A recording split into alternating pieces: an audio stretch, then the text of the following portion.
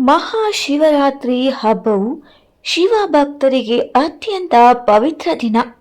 ಈ ದಿನ ಶಿವ ಮತ್ತು ಪಾರ್ವತಿ ದೇವಿಯರು ಭೂಮಿಗೆ ಬಂದು ಭಕ್ತರಿಗೆ ಆಶೀರ್ವಾದ ನೀಡುತ್ತಾರೆ ಎಂಬ ನಂಬಿಕೆ ಇದೆ. ಆದರೆ ಶಿವ ಪಾರ್ವತಿಯ ವಿವಾಹ ಎಲ್ಲಿ ನಡೆಯಿತು ಎಂಬ ಪ್ರಶ್ನೆ ಬಹುತೇಕರಲ್ಲಿ ಕುತೂಹಲ ಮೂಡುತ್ತದೆ. ಪುರಾಣಗಳ ಪ್ರಕಾರ ಉತ್ತರಾಖಂಡದಲ್ಲಿ ದೇವಭೂಮಿಯಲ್ಲಿ ಈ ದಿವ್ಯ ವಿವಾಹ ನಡೆದಿದ್ದು, ಅದಕ್ಕೆ ಸಾಕ್ಷಿಯಾಗಿ ಇಂದಿಗೂ ಒಂದು ದೇವಾಲಯದಲ್ಲಿ ಶಾಶ್ವತ ಅಗ್ನಿ ಉರಿಯುತ್ತಲೇ ಇದೆ. ಈ ಅದ್ಭುತ ಸ್ಥಳದ ಕುರಿತು ವಿವರ ಇಲ್ಲಿದೆ. ಮಹಾಶಿವರಾತ್ರಿಯ ಮಹತ್ವ. ಫಾಲ್ಗುಣ ಮಾಸದ ಕೃಷ್ಣ ಪಕ್ಷದ ಚತುರ್ಥಿ ದಿನ ಶಿವ ಮತ್ತು ಪಾರ್ವತಿ ದೇವಿಯ ವಿವಾಹ ನಡೆದ ದಿನವೆಂದು ಪರಿಗಣಿಸಲಾಗುತ್ತದೆ. ಈ ಪವಿತ್ರ ರಾತ್ರಿ ಭಕ್ತರು ಉಪವಾಸ ವ್ರತ ಆಚರಿಸಿ ಶಿವಲಿಂಗಕ್ಕೆ ವಿಶೇಷ ಪೂಜೆ ಸಲ್ಲಿಸುತ್ತಾರೆ. ಈ ವರ್ಷ ಮಹಾಶಿವರಾತ್ರಿಯನ್ನು ಫೆಬ್ರವರಿ 15ರಂದು ಆಚರಿಸಲಾಗುತ್ತದೆ.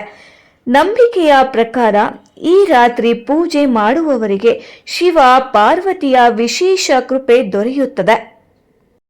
ವಿವಾಹ ನಡೆದ ಪವಿತ್ರ ಸ್ಥಳ.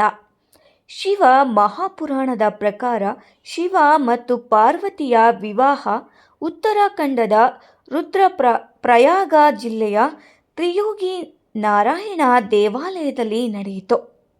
ಸುಮಾರು 1980 ಮೀಟರ್ ಎತ್ತರದಲ್ಲಿರುವ ಈ ದೇವಾಲಯ ಹಿಮಾಲಯದ ಶಾಂತ ಪರ್ವತಗಳು ಮತ್ತು ಪೈನ್ ಕಾಡುಗಳ ಮಧ್ಯೆ ನಡೆಯಲಿದೆ. ಪುರಾಣಗಳಲ್ಲಿ ಉಲ್ಲೇಖಿಸಲಾದ ಅತ್ಯಂತ ಪುರಾತನ ಧಾರ್ಮಿಕ ಕ್ಷೇತ್ರದಲ್ಲಿ ಇದು ಪ್ರಮುಖ ಸ್ಥಾನವನ್ನು ಹೊಂದಿದೆ. ಶಾಶ್ವತ ಅಗ್ನಿಯ ಅದ್ಭುತ. ಈ ದೇವಾಲಯದ ಅತ್ಯಂತ ವಿಶೇಷ ಅಂಶವೆಂದರೆ ಹವನ ಕುಂಡದಲ್ಲಿ ನಿರಂತರವಾಗಿ ಉರಿಯುತ್ತಿರುವ ದಿವ್ಯ ಅಗ್ನಿ. ತ್ರೇತಾಯುಗದಿಂದಲೂ ಈ ಬೆಂಕಿ ಆರದೆ ಉರಿಯುತ್ತಿದೆ ಎಂಬ ನಂಬಿಕೆ ಇದೆ. ಶಿವ ಮತ್ತು ಪಾರ್ವತಿಯ ವಿವಾಹಕ್ಕೆ ಇದೇ ಅಗ್ನಿ ಸಾಕ್ಷಿಯಾಗಿತ್ತು ಎಂದು ಭಕ್ತರು ನಂಬುತ್ತಾರೆ. ಇಂದಿಗೂ ಈ ಕುಂಡಕ್ಕೆ ಕಟ್ಟಿಗೆ ಸೇರಿಸಿ ಪೂಜೆ ಸಲ್ಲಿಸುತ್ತಾರೆ. ವಿವಾಹದ ಪೌರಾಣಿಕ ಕಥೆ. ಪುರಾಣಗಳ ಪ್ರಕಾರ ಶಿವ ಪಾರ್ವತಿಯ ವಿವಾಹದಲ್ಲಿ ಬ್ರಹ್ಮದೇವರು ಪುರೋಹಿತರಾಗಿ ಕಾರ್ಯನಿರ್ವಹಿಸಿದರು. ವಿಷ್ಣು ದೇವರು ಪಾರ್ವತಿಯನ್ನ ಕನ್ಯಾದಾನ ಮಾಡಿದರು. ದೇವತೆಗಳು, ಗಂಧರ್ವರು, ಯಕ್ಷರು ಮತ್ತು ನಂದಿ ಸೇರಿದಂತೆ ಸಮಸ್ತ ದಿವ್ಯಲೋಕ ಈ ಮಹೋತ್ಸವದಲ್ಲಿ ಭಾಗಿಯಾಗಿದ್ದರು. ಈ ಕಾರಣದಿಂದ ತ್ರಿಯೋಗಿ ನಾರಾಯಣ ಕ್ಷೇತ್ರವನ್ನು ಅತ್ಯಂತ ಪುಣ್ಯಕ್ಷೇತ್ರವೆಂದು ಕರೆಯಲಾಗುತ್ತದೆ. ಭಕ್ತರ ಆಕರ್ಷಣೆಯ ಕೇಂದ್ರ. ಧಾರ್ಮಿಕ ಮಹತ್ವದ ಜೊತೆಗೆ ಈ ಸ್ಥಳವು ಇತ್ತೀಚೆಗೆ ವಿವಾಹ ತಾಣವಾಗಿಯೂ ಪ್ರಸಿದ್ಧಿ ಹೊಂದಿದೆ. ಅನೇಕ ಜೋಡಿಗಳು ಶಿವ ಪಾರ್ವತಿಯ ಆಶೀರ್ವಾದ ಪಡೆಯಲು ಇಲ್ಲಿ ವಿವಾಹಗಳು ಮಾಡುತ್ತಾರೆ. ವಿವಾಹ ಆಗಲು ಕೂಡ ಬಯಸುತ್ತಾರೆ. ದೇವಾಲಯದ ಶಾಂತ ವಾತಾವರಣ ಮತ್ತು ಪೌರಾಣಿಕ ಮಹಿಮೆ ಪ್ರವಾಸಿಗರನ್ನ ಸೆಳೆಯುತ್ತದೆ. ಪ್ರಸಾದದ ರೂಪದಲ್ಲಿ ಭಸ್ಮ. ಶಾಶ್ವತ ಅಗ್ನಿಯಿಂದ ದೊರೆಯುವ ಭಸ್ಮವನ್ನ ಭಕ್ತರು ಪ್ರಸಾದವಾಗಿ ಸ್ವೀಕರಿಸುತ್ತಾರೆ. ಇದು ಜೀವನದ ಕಷ್ಟಗಳನ್ನು ದೂರ ಮಾಡುತ್ತದೆ ಎಂಬ ನಂಬಿಕೆಯೂ ಇದೆ. ದೇವಾಲಯದ ಸುತ್ತಲಿನ ಕೆರೆಗಳು ಮತ್ತು ಕುಂಡಗಳನ್ನು ಪವಿತ್ರವೆಂದು ಪರಿಗಣಿಸಲಾಗುತ್ತದೆ. ಮಹಾಶಿವರಾತ್ರಿಯ ಸಂದೇಶ. ಶಿವ ಪಾರ್ವತಿಯ ವಿವಾಹ ಪ್ರೀತಿ, ತ್ಯಾಗ ಮತ್ತು ಭಕ್ತಿಯ ಸಂಕೇತ. ಮಹಾಶಿವರಾತ್ರಿ ಈ ಮೌಲ್ಯಗಳನ್ನು ನೆನಪಿಸುವ ಪವಿತ್ರ ಸಂಬಂಧ. ತ್ರಿಯೋಗಿ ನಾರಾಯಣ ದೇವಾಲಯದಲ್ಲಿ ಉರಿಯುವ ಶಾಶ್ವತ ಅಗ್ನಿ ಈ ದಿವ್ಯ ಸಂಗಮದ ಜೀವಂತ ಸಾಕ್ಷಿಯಾಗಿ ಇಂದಿಗೂ ಭಕ್ತರಲ್ಲಿ ಭಕ್ತಿಭಾವ ಮೂಡಿಸುತ್ತದೆ. ಹಿಂದೂಗಳ ಪವಿತ್ರ ಹಬ್ಬವಾಗಿದ್ದು ಶಿವ ಮತ್ತು ಪಾರ್ವತಿಯ ವಿವಾಹ ಶಿವನು ಲಿಂಗ ಸ್ವರೂಪ ಧರಿಸಿದ ದಿನ ಅಥವಾ ಹಾಲಾಹಲ ಕುಡಿದ ದಿನವೆಂದು ಆಚರಿಸಲಾಗುತ್ತದೆ.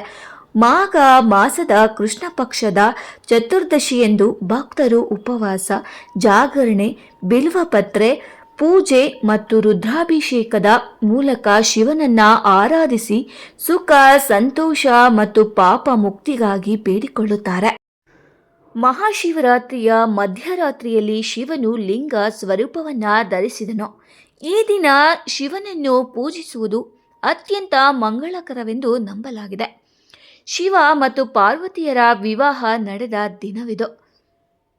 ಸಮುದ್ರ ಮಥನದ ಸಮಯದಲ್ಲಿ ಉದ್ಭವಿಸಿದ ಹಾಲಾಹಲ ವಿಷ ಕುಡಿದ ಶಿವ ಜಗತ್ತನ್ನ ರಕ್ಷಿಸಿದನು.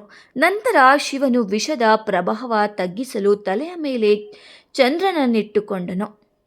ಶಿವರಾತ್ರಿಯಂದು ರಾತ್ರಿಯಿಡೀ ಜಾಗರಣೆ, ಎಚ್ಚರವಾಗಿರುವುದು ಮತ್ತು ಉಪವಾಸ ಮಾಡುವುದರಿಂದ ಆಧ್ಯಾತ್ಮಿಕ ಶಕ್ತಿ ಲಭಿಸುತ್ತದೆ.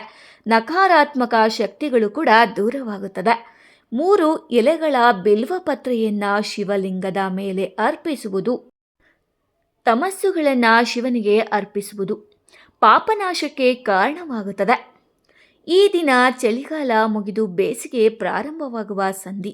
ಸೂರ್ಯನ ಶಾಖ ಕಡಿಮೆಯಾಗಿದ್ದು ಚಂದ್ರನ ಪ್ರಕಾಶ ಕ್ಷೀಣಿಸುವ ಈ ಸಮಯದಲ್ಲಿ ದೇಹವನ್ನು ಹೊಂದಿಕೊಳ್ಳಲು ಮತ್ತು ಜಾಗೃತಿಗೊಳಿಸಲು ಈ ವ್ರತ ಸಹಾಯಕಾರಿಯಾಗಿದೆ. ಬಿಲ್ವಪತ್ರೆ ಅರ್ಪಣೆ, ರುದ್ರಪಾರಾಯಣ, ಮಂತ್ರ ಘೋಷಗಳಿಂದ ಶಿವನ ಆರಾಧನೆ ನಡೆಯುತ್ತದೆ. ಎಲ್ಲರಿಗೂ ಕೂಡ ಶಿವರಾತ್ರಿ ಹಬ್ಬದ ಹಾರ್ದಿಕ ಶುಭಾಶಯಗಳು. ಆ ಶಿವಪ್ಪ ನಿಮ್ಮನ್ನೆಲ್ಲರೂ ಕೂಡ ಕಾಯಲಿ ಎಂದು ಆಶಿಸುತ್ತಾ ಈ ನನ್ನ ಪುಟ್ಟ ವಿಡಿಯೋವನ್ನು ಮುಗಿಸುತ್ತಿದ್ದೇನೆ. ಧನ್ಯವಾದ.